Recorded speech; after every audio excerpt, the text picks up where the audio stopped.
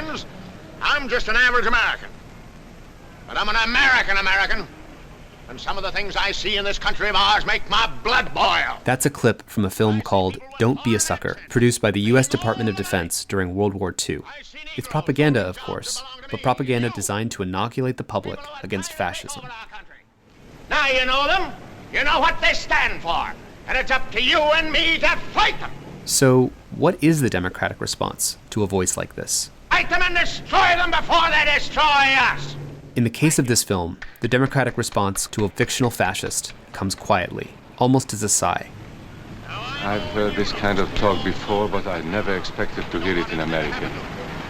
Two spectators walk away from the crowd and sit down on a park bench. Do you believe in that kind of talk? I don't know, makes pretty good sense to me. There's no narration, just a respectful conversation. What about you? You aren't American, are you? I was born in Hungary, but now I am an American citizen. And I have seen what this kind of talk can do. A conversation that invites you to think of yourself as an individual. We all belong to minority groups. I was born in Hungary. You are a Mason. These are minorities. Even if you appear to be in the majority. And then you belong to other minority groups too. You are a farmer. You have blue eyes. You go to the Methodist Church. Your right to belong to these minorities is a precious thing. You have a right to be what you are and say what you think, because here we have personal freedom. And notice, no music, just birds chirping. This is good, hard common sense. It's hard to remember, in this age of perpetual anger and polarization, that media can also sound like this. The chirping birds, the calm voice, the gentle nudges to think for yourself. What you're hearing is a radical experiment in media, when disinformation was considered a national emergency, and government enlisted the leading thinkers of the period to craft a democratic response.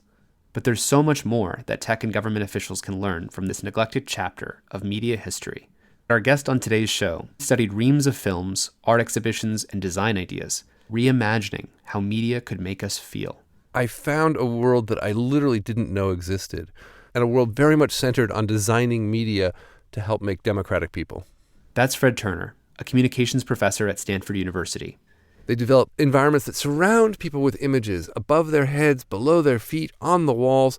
And in their minds, people can walk among these images, see the images that matter to them, expand their awareness of the world at large without losing their individuality. Today on the show, we ask Fred Turner, author of The Democratic Surround, to explain how media can make us feel more reflective, more patient, more tolerant, in short, more democratic. Let's forget about we and they. Let's think about us. I'm Tristan Harris, and this is Your Undivided Attention. One of the things that really shocked me when I went back into the archives was that I found 4 fascists listed in the press. So 3 of them you'd think of right away, Hitler, Tojo, Mussolini, but I'll bet you wouldn't think of FDR, Franklin Roosevelt, as the 4th fascist. I was shocked. He appeared in the magazines and was called the 4th fascist. Why? He had these famous fireside chats that he would do over the radio, and they would be beamed into American homes. And people were afraid that he, like Hitler or Tojo, was using the radio to sneak into people's houses and create a kind of false intimacy with them. I should like to say a personal word to you. He's right there in your living room He's next to the fireplace. He feels like your friend. I seek to look beyond the doors of the White House, beyond the officialdom of the national capital, into the hopes and fears of men and women in their homes. You know, he feels like the person in your Facebook chat group. He feels like your friend. And because of that, he has an ability to impact what you think and what you feel, akin to the kind of impact that your close friends might have. Intimacy hacking. Intimacy hacking, exactly. And in service, in Roosevelt's case, of the National Reconstruction Administration, the effort to build a centralized American state. So people really feared that, and they feared that media had that power to get inside, to get behind, to sneak in, and to trigger emotions that you might otherwise have pretty good control over, thanks to these new media technologies. There was a set of people, Margaret Mead, Gregory Bateson, who came along and started studying this and started looking at the psychological communications component. Yep. Absolutely. So Margaret Mead was an anthropologist. Her husband, Gregory Bateson, was an anthropologist. And they got together in 1940 with a group of 60 American intellectuals led by an art historian named Arthur Upham Pope and formed something called the Committee for National Morale. And this committee had enormous impact. They've been largely forgotten, but they're really important. They advised Roosevelt on media policy and propaganda policy. They wrote white papers. They wrote books. They were very, very influential. And what Mead and Bateson did was to say, okay, if we're going to go to World War II, if we're going to get in the war, we don't know it's World War II, we're going to enter this war, and we're going to want to resist the Germans. We've got to be able to do propaganda to get our people excited about fighting the Germans. And this is a question that has a real bearing on our own time, because what they had to produce in their own minds was American unity that was not at the same time an authoritarian style of unity. Here we are using the tools of propaganda domestically, which is unifying a kind of psyche that we're cultivating, a very specific psyche, an intentional psyche. Oh, very much. And yet one that is in unison democratic, actually, and plural and different and diverse. Yeah, and that's the challenge, right? So there are actually a couple of views at this moment. There's some folks in Roosevelt's circle who say, look, we need to get ready for war. The Germans are super unified. They're doing the Blitzkrieg. You might not like fascism, but that mass psychology of fascism, pretty effective at unifying a militarized state.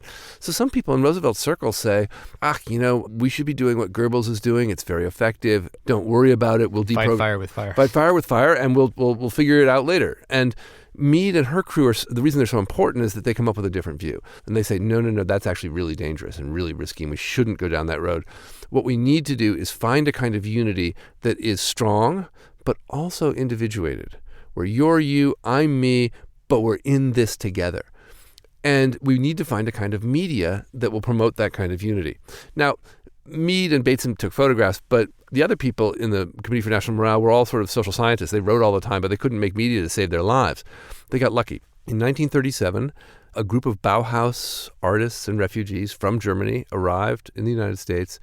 One in particular, Herbert Bayer, Walter Gropius, others came to the United States, and they had, in their own experience, developed a robust theory of environmental media that would, in the Germany of the 20s and 30s, help Germans resist the pressures of industrial living, they thought. When they got This is when they were in Germany. When they're in Germany, yes. That's the 20s and 30s. They get to the U.S. and they need work desperately. And what they start to do is repurpose the design techniques they developed to resist industrial life into techniques that can be designed to resist fascism. They develop multimedia, multi-image surround environments. I've ended up calling these democratic surrounds. And these are physical spaces. Oh, physical spaces. Yeah, totally physical. I'll give a concrete example. It's a really interesting one. It was an extremely successful propaganda exhibition at the Museum of Modern Art in New York in 1942. It was called The Road to Victory. And it was designed by Herbert Bayer, contained photographs laid out in a design that was established by the Bauhaus, some very large, some very small, some over your head, some at your feet. And this was at a time when most museum exhibitions just showed you, picture after picture at eye level. You sort of walked along, looked at a picture, then to the next picture. Okay? But he built this environmental media, and people could walk through it as if on a road. And critics were astounded. People flocked to this thing. 80,000 people came in about 8 weeks. It's just crazy. It's a huge number of people at that time. Oh, yeah. And the museums were actually a very big part of the cultural institutions of the time. Absolutely. But that's still a huge number of people. Thousands and thousands, tens of thousands of people are coming to this show. And when you read the reviews of the show from the time, what you see is that what people are excited about isn't just the pictures of America, the photographs, some of which are borrowed from the 30s.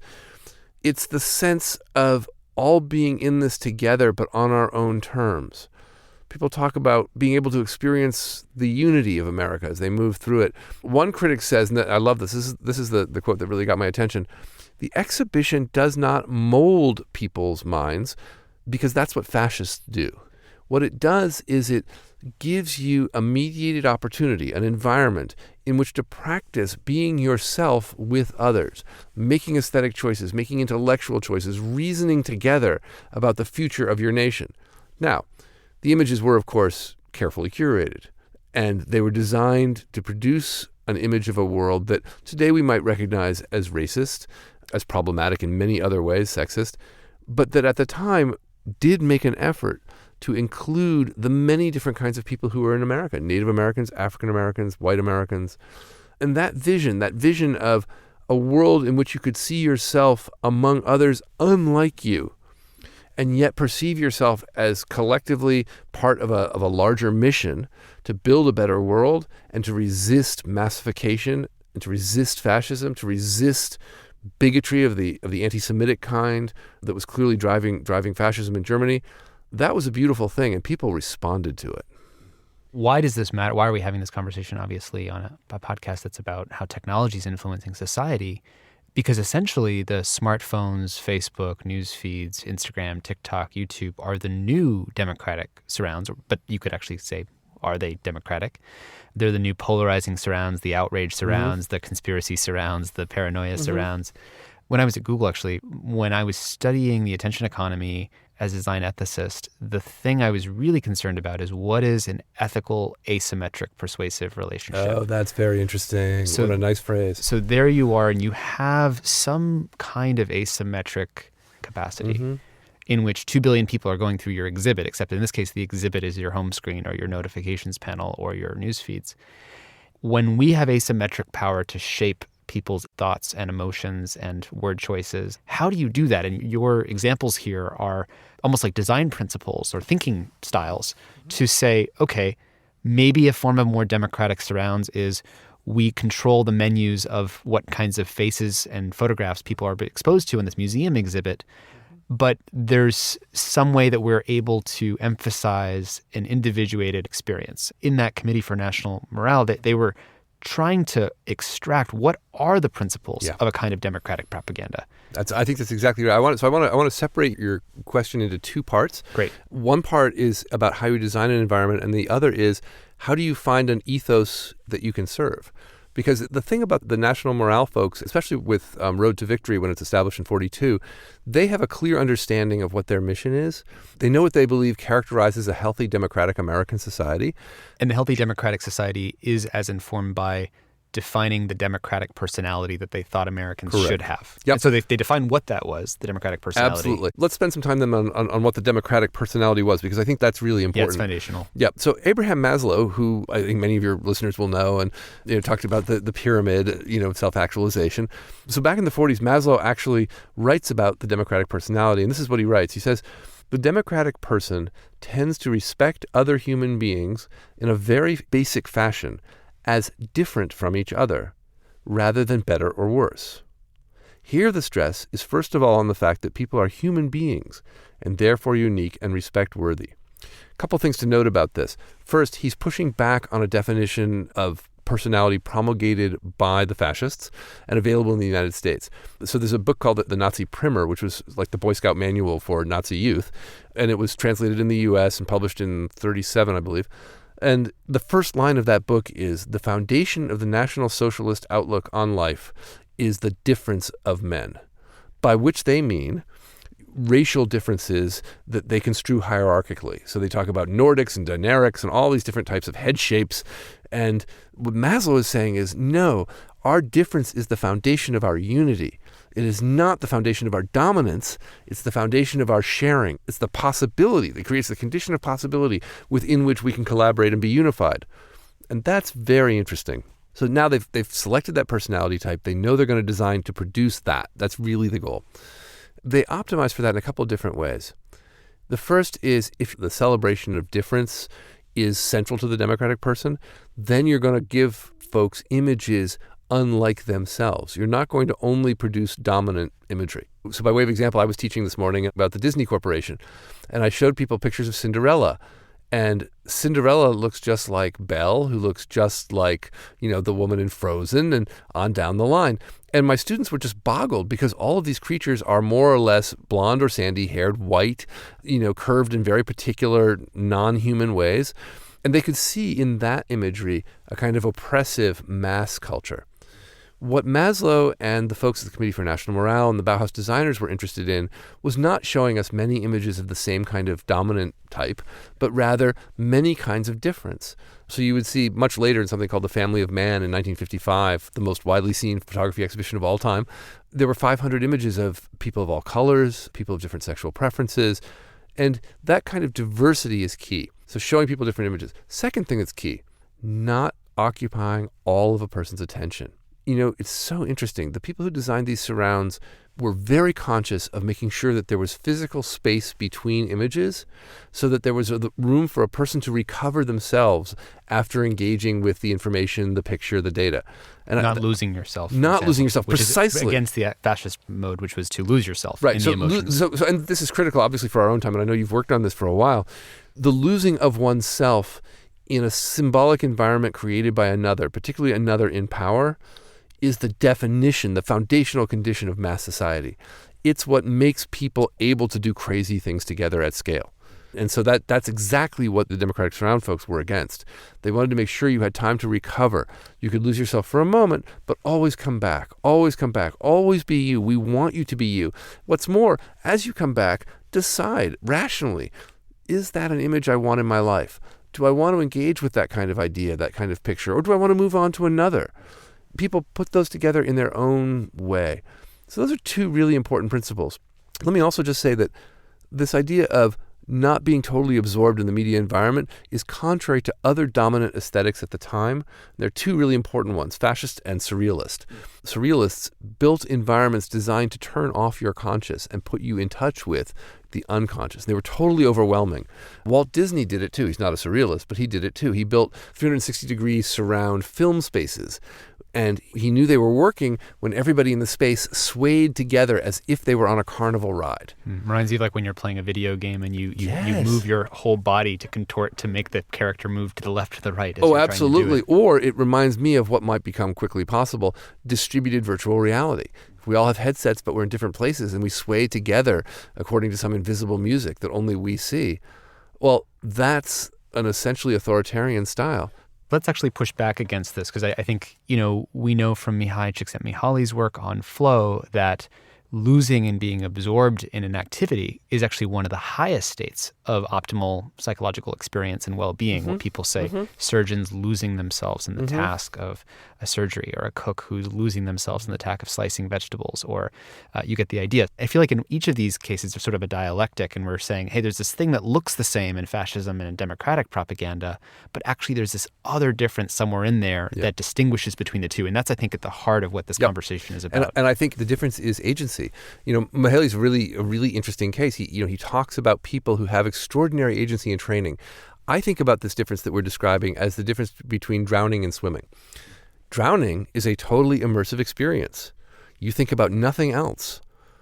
You may not be breathing, but you are fully, totally, every part of your body engaged in experiencing drowning.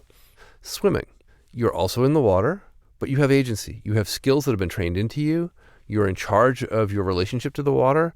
You move through it, and as you move through it, you develop a rhythm in your own agency, in your own body, driven from within in service to a mission that you value. Right. So just to translate back to something like the cooking example, like there you are slicing carrots, and it's not as if you lose yourself slicing those carrots. Right. There's still agency happening, as opposed to there you are in the Facebook news feed, you're scrolling or something like that. Agency isn't really happening in that same way. And I'm trying to tease apart these concepts. No, agency isn't really happening in that same way. And it's tricky, right? Because, you think about a concert musician. An orchestra performer is performing in terms of a score set by Bach hundreds of years ago. You might turn over your agency in ways that are pleasurable and arguably super important. It's really a question of who do you want to serve? We've built a world in which lots of very smart people have commercial incentives, moral and value incentives, to build systems that submerge and immerse and that keep people underwater for long periods of time. And I think there's another piece that you mentioned earlier that I want to pick up on is really important. The designers of the 40s and 50s who I've spent so much time looking at were building spaces with many hundreds of images inside them through which people would walk in their body. And you control your movement, and you can look up, you can look down, and there are images to see. Later in Moscow, 1959, we have a massive national propaganda exhibition there. Giant Buckminster Fuller dome, 200 feet across, 7 screen images above, flickering with different pictures of America. These environments were designed to show people the possibilities in America, the diversity in America, the flexibility in America, and not to immerse them. What's distinct about all of these places, though, is that they are places. And I think what's new about our time is that when we have phones in our pockets, screens on our desks, screens on our walls, screens on the back of our airplane chairs, screens on the backs of our car screens chairs. we wake up to and go to bed to. All the time. And I'm guessing that most of those screens are designed as if the encounter that the user is having with that screen is only in that moment and for that screen. We start to get this kind of accumulated confusion. We slide in and out of immersion all the time. And the whole world starts to be a bit like a surround. Right. And our agency is in question. And then the ground starts to slide out from under our feet. So we know there's all these problems with technology and social platforms and the big five, et cetera, now. But we're asking like, okay, well, if we had the good version, what would it look like? Right. And I think the questions asked in the 1940s by this group are essentially what we're asking here. Yeah, and I think they're really important. I think another thing that the good variety would have is built-in structures for collisions with difference. One of the things that things like newspapers had and still have is they force you to have collisions with difference. You see stories you didn't mean to look up. You see kinds of people you didn't mean to know about.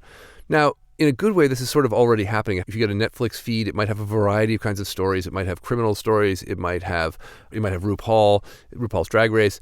You're going to see people who are different than you with interests different than yourself until it begins to narrow down on your preferences. But this narrowing down on preferences makes it increasingly difficult for you to encounter things that you don't know you need to encounter.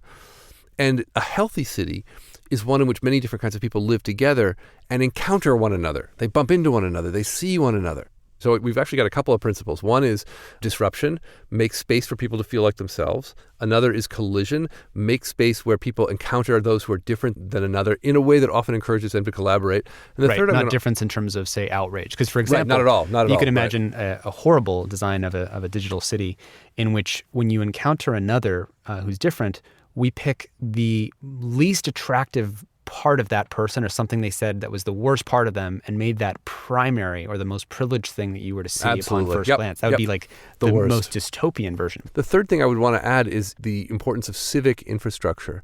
This is really, really important. Eric Kleinenberg, a sociologist in New York, wrote a book called Palaces for the People in which he talks about social infrastructure. And this is a version of that. And it's architecture, whether physical or digital, built in the civic interest, by which I mean designed to serve all people, not simply those who have access to the space, but actually all people, to recognize and help them with their needs, including those who are awkward, not natural fits.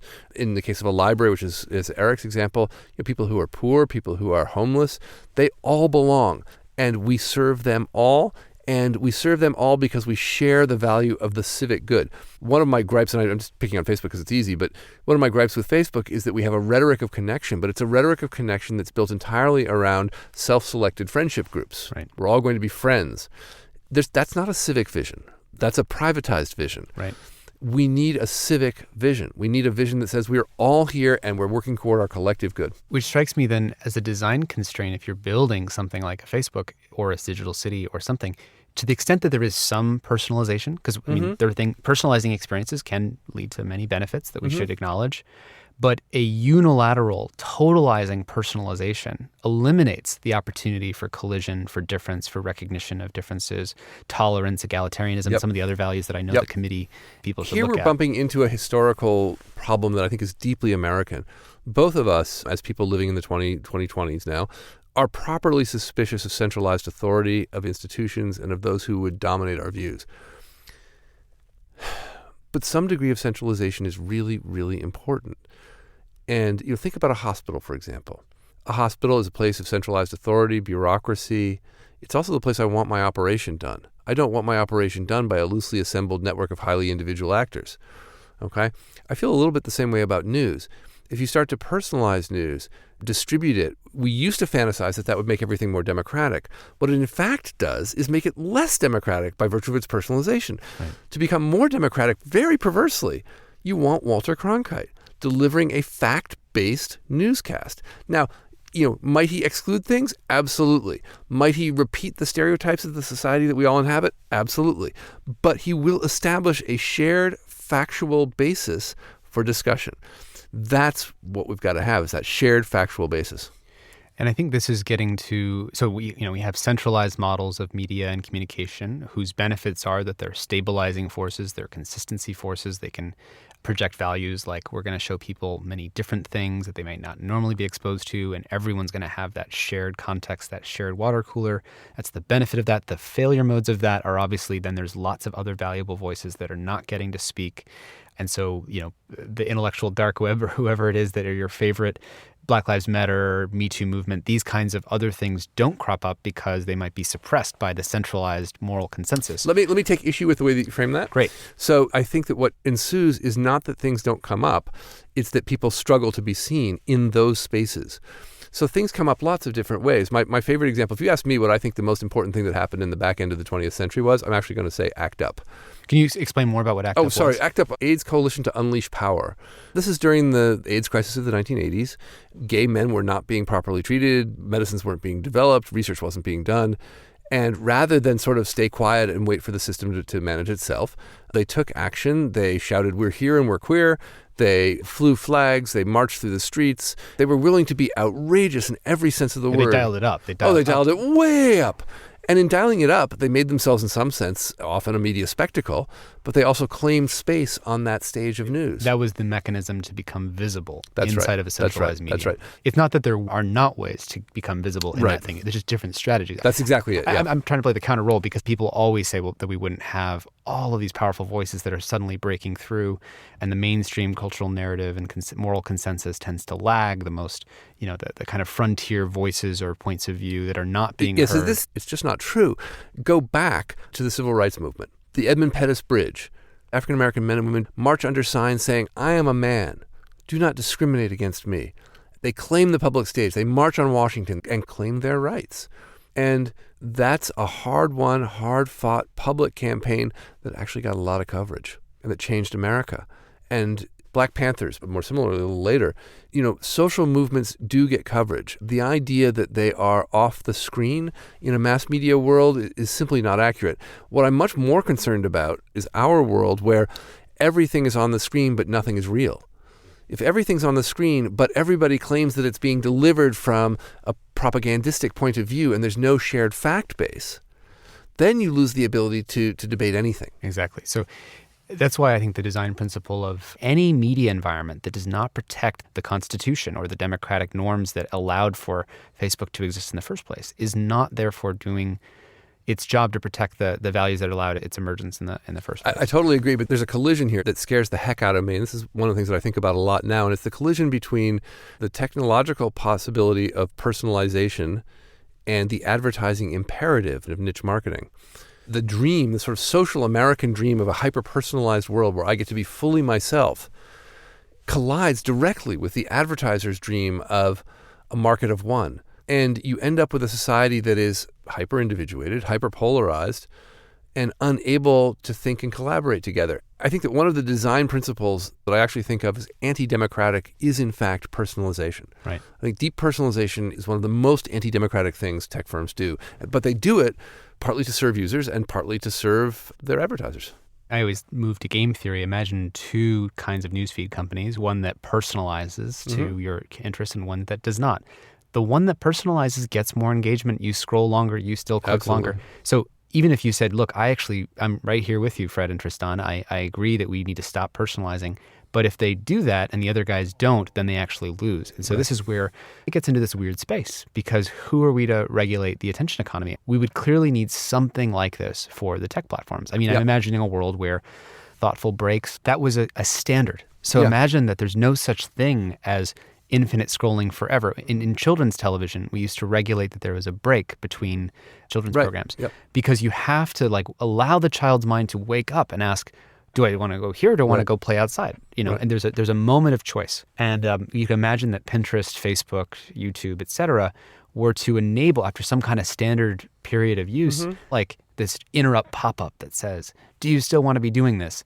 We'd have to standardize that because it's not going to happen by default. So a tech designer listening to this can't say, that's a great idea. I'm going to do that for Facebook because they'll get wiped out by YouTube. So you just shifted from the world of market and design to the world of politics. And this is really important. And Silicon Valley and the tech world have pushed against politics for a very long time, partly because Washington doesn't really understand a lot of the tech, but also partly because you don't want regulation interfering with your profit making. Right. And that's a real problem. Tech world has claimed we speak for the public good, and the public good is about connecting and being friends. But we know that that's bullshit. They speak for commercial now interests. Right. They speak absolutely for commercial interests. And that's the point. So who speaks for the public? That's the question here. Exactly. And ironically, particularly here in California, the sort of hyper-individualist West, but across America, many people are reluctant to answer the government. I'm not reluctant to answer the government. I think it's absolutely critical that we find voices for the public good and ensconce them in positions where they are not beholden to commercial interests. One of the things we suffer from acutely in our government right now is kleptocracy. It's essentially the takeover of state processes by financial organizations. That kleptocratic model has come and gone across American history. It's not a given, and we should absolutely recover the state. I'll give an example of public broadcasting. Public broadcasting now is well under 15% from state funding. It's predominantly advertisers' funding at this point. We could rebuild public broadcasting. Think about what happened when Sesame Street came along. Right. Sesame Street changed children's lives. I learned Mr. Rogers. Mr. Rogers. Think about Mr. Rogers. What could the state do, and what could companies committed to public good do to support Mr. Rogers? And I think one of the things that scared me the most as I travel around Mountain View and Palo Alto is a kind of savvy resignation that you see in the tech world, where people are super smart, but they sort of say, well, we can't really change it. The market's the market, and we have to be responsible to the market and to our shareholders. And look, guys, I'm sorry, you can change it. The American effort to inoculate its own citizens about the risk of fascist propaganda entering into the country in the 1940s, saying, no, don't follow that. Can we create a mass public awareness campaign, and does it work? Yeah. So we absolutely can create a public awareness campaign, and it does work. The question is how you want it to work and in what time scale. So short-term campaigns are, I think, very tough to run. And they're tough to run in a way that preserves the integrity and agency of the people who are your targets. During World War I, we launched the largest internal inside the U.S. propaganda effort ever launched. The government sent around creatures called 4-Minute Men, who were reliable people in every township who would get up and speak for 4 minutes on why it was important that we join World War I and join the Allies. Really? Yep, they were all through the United States. And it was the experience of that propaganda effort, with its postering, with its radio campaigns, with its 4-Minute Men, that caused people to be so concerned as World War II starts up in the U.S. We've already kind of gone to war on the basis of propaganda once. Now we're in this new space. We don't want our people to be fascist. So the challenge is doing it quickly. You could do a 4-Minute Man campaign, and I would love to see something like that, telling people what the risks actually are. And I think that we are at a moment where we've got to ring a fire bell. We're in an election year. We're in an election year. We've got to be ringing fire bells as loudly as possible. And with respect, our leaders are never going to ring those bells because some of them are involved in the problem. So we've got to ring those bells. That's a short-term emergency, call the ambulance, get the sirens going situation. And Facebook could distribute such a campaign instantly, yes, and also do, similar to when there's a security breach and your data is leaked to Equifax, et cetera, they could do information operation breaches and say, hey, you were influenced by an Iranian influence operation. You were influenced by a Saudi Arabian influence. And then people would have reason to believe it because the only company that knows who is affected is actually the platform itself. Right. And so they should be the one responsible for doing notification, just like we do in cybersecurity. Yep. One of the things we hear all the time in the tech world, we've heard it a lot in the past and still even hear it now, is if we don't treat our customers with respect, they will leave us. Well, that's not true under conditions of monopoly, which we're approaching. But in any case, I would love to see users of Facebook treated like citizens and see the leaders of Facebook and other firms as publicly interested actors. Support the public good. So that's step one. There's another layer, though, where I think the Committee for National Morale and the folks around it were especially effective, and that's the long term. We're entering a world where deepfakes are not going to go away. Bots are not going away. The idea of setting up sock puppet accounts not going away. These are all sort of realities. These are realities, and they're with us now for the long haul. And so we need to build in high schools, in colleges, as we're trying to do here at Stanford, training programs that help people be alert to the possibility that they're being manipulated. And we did this before in the 1940s. Done this before. Yes, we've done this before, and we can do it again. The effects will be slow, but they will be real, and our democracy depends on them.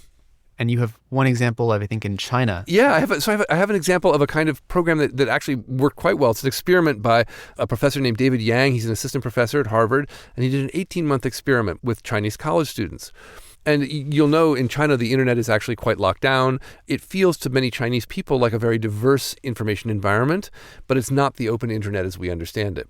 So he created a proxy server and allowed Chinese students, college students, to access the open internet. They were uninterested. They had no desire. So They there can you go are in there. China. You think you've got access to all the I've information got it. already, and then someone gives you this other door and says there's more information behind this You're one, but you're like, nah, I already have all not this going there, information. not going there, right? So then he paid a group of Chinese students. He paid them to read the New York Times in Chinese, and their minds were blown. And they realized what it was they were missing, and they flooded toward that proxy server. And so what can we do to give ourselves the equivalent of the New York Times in Chinese? What can we do to show ourselves what the other possibilities are?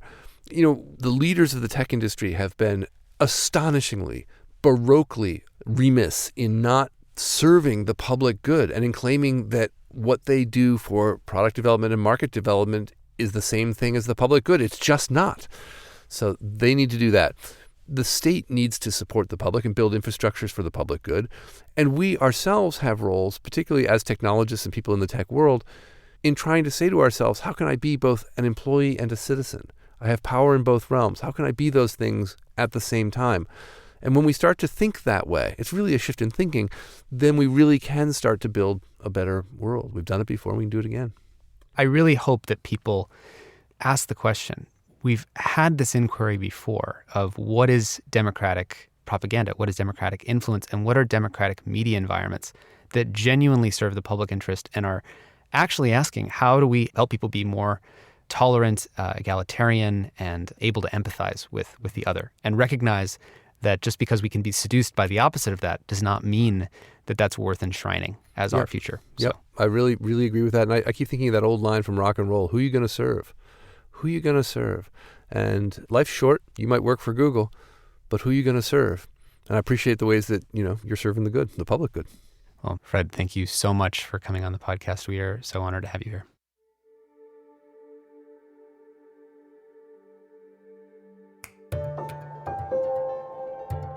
Your Undivided Attention is produced by the Center for Humane Technology. Our executive producer is Dan Kedmi, and our associate producer is Natalie Jones. Noor Al-Samurai helped with the fact-checking. Original music and sound design by Ryan and Hayes Holiday. And a special thanks to the whole Center for Humane Technology team for making this podcast possible. A very special thanks to the generous lead supporters of our work at the Center for Humane Technology, including the Omidyar Network, the Gerald Schwartz and Heather Reisman Foundation, the Patrick J. McGovern Foundation, Evolve Foundation, Craig Newmark Philanthropies, and Knight Foundation, among many others. Huge thanks from all of us.